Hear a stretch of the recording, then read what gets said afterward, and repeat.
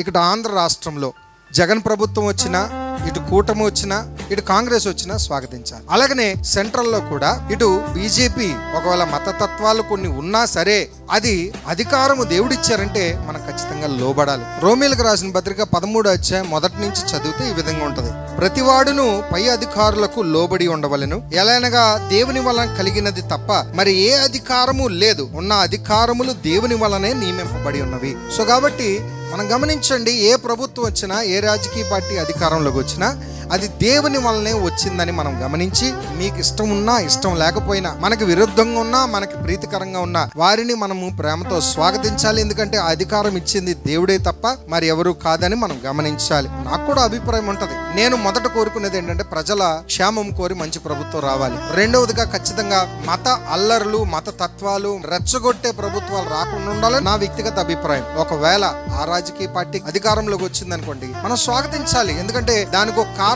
ముందు రోజుల్లో ఉంటది.